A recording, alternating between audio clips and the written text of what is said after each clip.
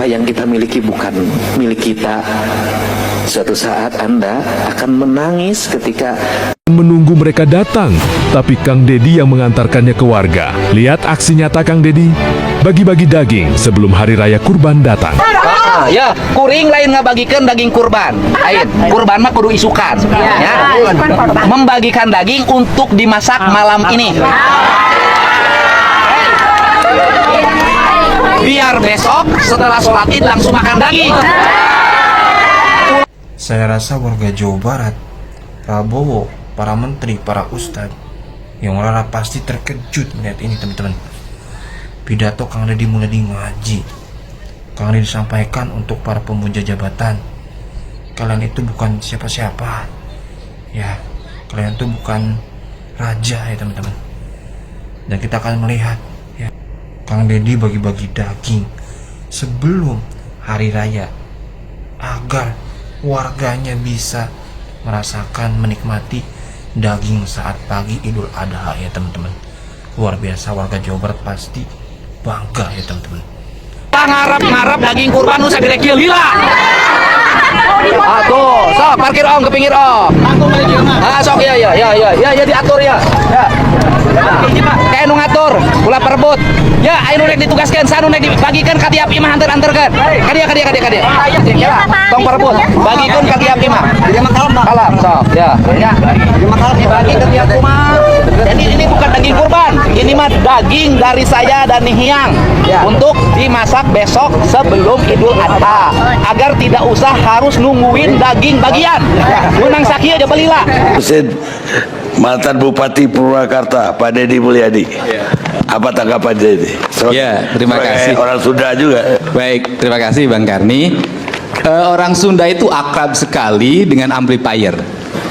Jadi amplifier. Jadi rata-rata masjid di Jawa Barat, di Banten itu pakai amplifier. Itu pengeras suara atau toa. Mirip ya, jadi toa itu kan di atas besar, kemudian alat untuk mengaturnya itu besar kecil atau mematikan menghidupnya disebutnya amplifier.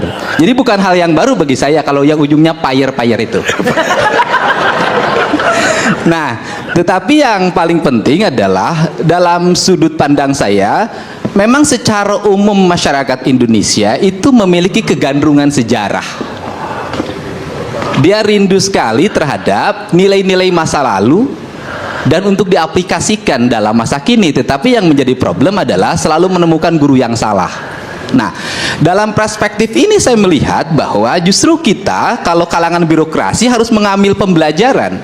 Misalnya kasus Raja Sejagat itu, Raja Agung Sejagat itu, saya diskusi dengan teman-teman, justru yang saya diskusikan adalah tata nilai seninya.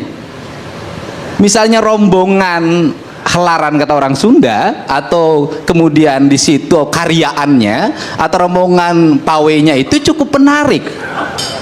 Pakaiannya cukup menarik, penataan upacaranya relatif apik, kemudian sampai ajudan rajanya juga hebat, pakaian rajanya juga bagus. Artinya apa yang harus diambil pelajaran? Bahwa birokrasi harus mencoba jangan kalah sama mereka. Yang digajinya besar, kemudian bajunya tidak menarik, itu birokrat dari Senin sampai Jumat itu. Upacaranya tidak menarik, tidak menjadi tontonan. Kenapa? Karena dalam birokrasi kita itu ada yang hilang, itu ruh kebangsaan.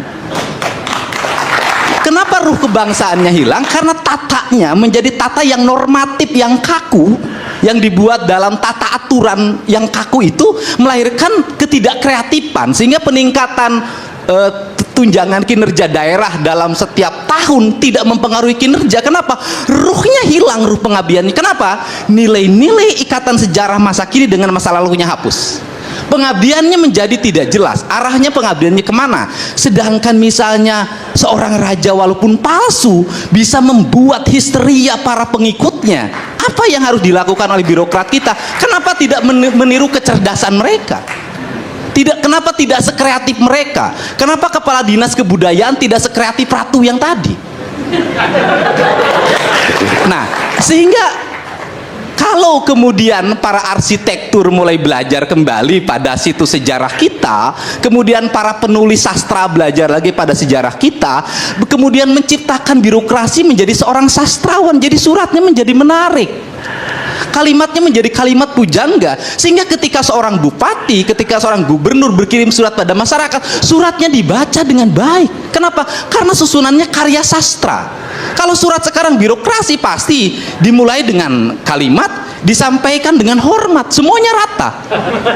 Atau masih mending disampaikan dengan hormat, dipermaklumkan dengan hormat, menganggap rakyatnya itu orang gila. Ini kan problem kita. Sehingga karena ini problem kita, bagi saya ini kan karena Mas Sujiwo Tejo agak kurang produktif. Jadi jarang sekali membuat pertunjukan teater yang menarik, drama yang menarik. Masyarakat kita sudah kehabisan tontonan yang menarik dan berkualitas. Jadi muncullah tontonan yang ada di Jawa Tengah, di Projo, dan di Jawa Barat, di Bandung. Tinggal yang menjadi persoalan adalah kalau ingin jadi raja, menurut saya siapapun berhak untuk mendeklarasikan diri menjadi raja, asal punya syarat untuk menjadi seorang raja. Dia itu punya kekayaan yang cukup, punya pengetahuan yang luas, sehingga deklarasinya memakmurkan rakyat, membagi hartanya, bukan mengut iuran. Karena rakyat udah bosan dengan iuran dalam setiap bulan. Kan ini yang menjadi problem. Kalau Sunda Empire apa tanggapannya, Mas Dedi? Ya, Sunda Empire itu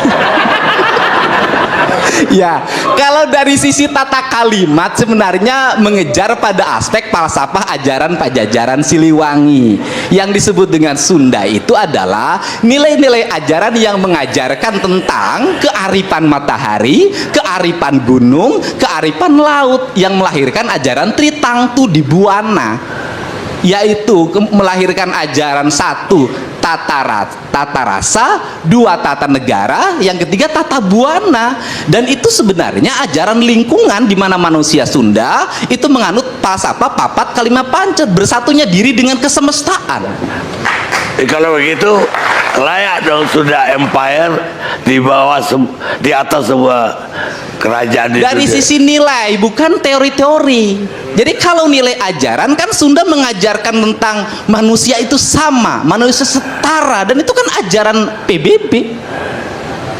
Manusia itu setara yang disebut dengan pajajaran, saamparan. Kalimat sa itu kalimat penyatuan. Manusia, Tuhan dan alamnya adalah satu kesatuan yang tidak bisa dipisahkan. Siapa yang bertuhan tidak boleh nebang pohon sembarangan.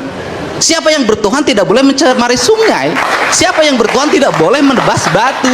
Dan ini yang menjadi problem di masyarakat Sunda secara umum, tidak memahami ajaran Tritangtu itu. Tetapi bukan wilayah teritori yang dikasih pangkat, justru kepangkatan itu bertentangan dengan ajaran Pajajaran. Karena rajanya juga nggak punya istana yang megah, dia berkeliling. Dia kerajaan itu di mana-mana kok. Pentagon aja di bawah dia. Kita lihat pemirsa.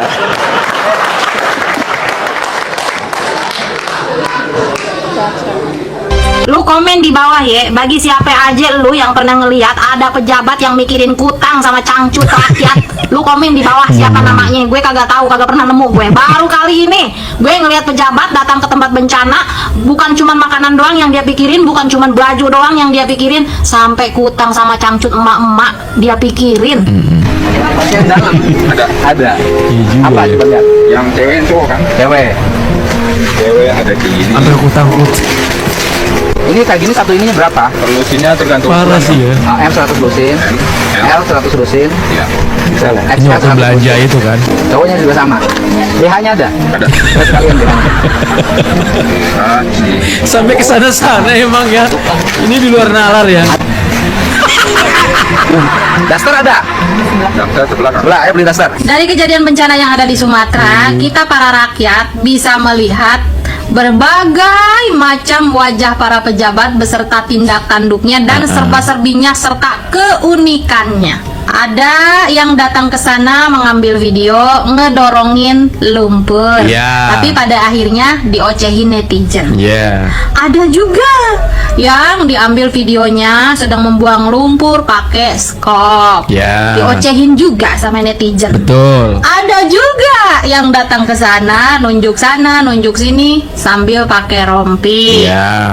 Ada lagi pejabat yang rakyat sedang sibuk gercep menggalang dana sana sini karena ini bencana darurat.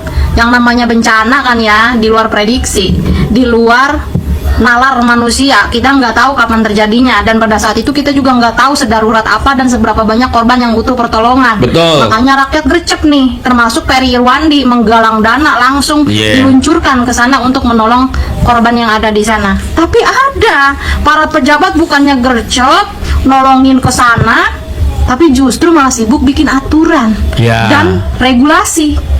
Adek lagi yang keunikannya di luar Nurul. Orang ngegalang dana nih, kita cepet-cepet pengen bisa bantuin saudara-saudara kita yang kena bencana, ya. Pengen cepet-cepet nyalurin bantuan. Bukannya disupport, boro-boro dapat penghargaan, malah dikata-katain. Katanya si paling Sumatera, si paling Aceh. Eda kata gua nih orang hati nuraninya di mana? Tahu. Tapi untungnya nih, untungnya Baik. di antara tuh orang-orang unik masih ada yang lempeng. Siapa lagi kalau bukan bapak lu? Iya. Bapaknya Jawa Barat, bapak aingnya Jawa Barat, Kang Deddy Mulyadi. Kang Deddy tuh datang ke sono, segala bantuan dia kasih, segala kebutuhan dia beli. Sampai nih seumur-umur gue numpang hidup di dunia udah 37 tahun, baru kali ini gue ngelihat pejabat sampai utang sama cangcut baik dia beli. Bener, para kok. korbannya dipikirin sampai kok. ke yang kecil-kecil kayak begitu dia pikirin. Mana ada pejabat dari dulu, kata gue baru kali ini gue ngelihat pejabat sampai ke kutang-kutang cangcut baik dipikirin sama dia. Buat warga Jawa Barat, jaga bapak lu baik-baik ya. Bapak lu itu bapak yang terdebes di antara bapak-bapak yang lain ya. Kalau lu punya bapak kayak begitu, masih lu demo, lu masih ngeluh, lu masih nyari-nyari kesalahannya, kebangetan lu. Ya, kebangetan. Mau bapak yang kayak bagaimana lagi lu? Ini jujur baik nih ya, di lubuk hati gue yang paling dalam, gue menunggu-nunggu kapan nih ya Kang Deddy bisa jadi bapaknya Indonesia, bukan cuma Ibu saya tuh sudah nggak ada urusan dengan duit. Kenapa? Siklus itu yang membuat kami hidup. Yang dibutuhkan hanya uang untuk pergi ke sekolah. Maka ibu saya kemudian menyiasatinya dengan anaknya naik sepeda. Sehingga anaknya 9 sekolah. Sekolahnya tidak tergantung pada kebutuhan ongkos tiap hari. Kenapa? Karena anak-anaknya tumbuh menjadi seorang produsen. Bagaimana produsennya? Yang paling besar kerjanya ngambil kayu bakar sepulang sekolah. Yang kedua nyabit rumput. Yang ketiga nyangkul di sawah. Yang keempat nyuci piring, nyuci gelas, nyuci baju. Yang kelima yang kena karena perempuan semua itu tugasnya di rumah domestik. Kemudian ada yang bungsu, tugasnya karena masih kecil adalah ngambil air dari sumur, diisi tempayan itu. Sehingga 9 itu kokoh bisa berproduksi ekonomi, anak-anaknya tumbuh produktif. Apa problem hari ini? Problem hari ini adalah, mohon maaf, hampir semua rakyat Jawa Barat secara umum konsumtif. Maka angka konsumsinya tinggi, inflasi tinggi. Kenapa? Bangun tidur, ya kan, karena memang sudah zamannya mandi, pijit, air keluar, pakai listrik. Setelah itu apa lagi? Setelah itu pagi-pagi rata-rata tidak sarapan di rumah, tapi bawa uang jajan. Ya, nanti ada MPG di sekolah. Kemudian ke sekolahnya tidak ada satupun yang jalan kaki atau naik sepeda, naik motor, naik Grab. Kemudian apalagi? Ya, kemudian naik mobil ongkos. Setelah itu apalagi? Handphonenya harus berisi kuota dalam setiap waktu. Kemudian apalagi? Datang ke sekolah, sekolahnya sangat akademik. Di sekolahnya tidak ada lagi tukang sapu. Tukang sapunya telat bayarannya oleh Pemprov dan Pemkabnya, karena Menteri Menpan RB menginstruksikan tidak boleh melakukan pembayaran honorer kalau tidak termasuk paruh waktu. Gak gajian nih sekarang, Mbak. Mogok kerja, gak ada yang nyapu, berantakan. Di ruang kelasnya mereka ngomong, yang diomongin apa? Skincare, iPhone 17, model mobil, motor, konsumtif. Habis itu dia makan lagi jajan, seblak, mie rebus, sosis bakar, cilok, cilor anak SD. Konsumtif. Konsumsi gulanya tinggi, konsumsi garamnya tinggi, badannya naik motor, tidak digerakkan. Anak-anaknya mulai kena gagal ginjal, gangguan jantung, gula yang tinggi konsumsinya, mulai kena diabetes. Ditambah lagi tidurnya sudah mulai tidak nyenyak lagi, karena sebelum tidur dia main HP seharian. Lemah, Pak. Sektor produksinya hari ini dikerjakan siapa? Orangnya sudah tua-tua, Pak. 60, 70. Yang generasi mudanya pengen pada level AI saja, tidak pada level produksi. Apa akibatnya? Negara barat memandang, Tiongkok memandang, Jepang memandang, karena ini ke depan akan makin berat, maka ganti robot agar lebih efisien. Setelah itu apa? Nanti ada loss generasi, lo hati-hati, Pak. Loss generasi apa? Tingkat konsumsi makin tinggi, jumlah manusia makin banyak, sawah semakin menyempit, sumber produksi semakin menurun, orang makin banyak, lebih banyak yang ngomong dan komen di media sosial dibanding yang kerja, maka stabilitas tidak akan terkendali.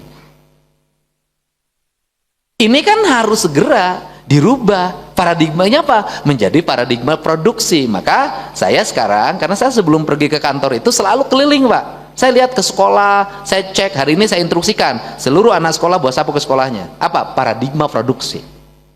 Nah, ini Alhamdulillah teman-teman, tadi kita sudah mendengarkan pidato dari Kang Deddy Mulyadi yang luar biasa ya teman-teman. Yang pertama Kang Deddy sampaikan, kita ini ya bukan siapa-siapa.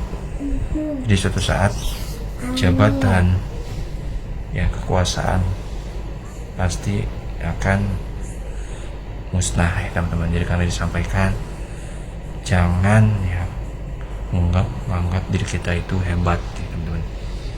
Dan bukan itu aja teman-teman, karena dia tadi bagi-bagi daging sebelum Hari Raya Idul Adha ya teman-teman, untuk warganya, yang mana agar warganya bisa memakan daging ketika ya Hari Raya Idul Adha.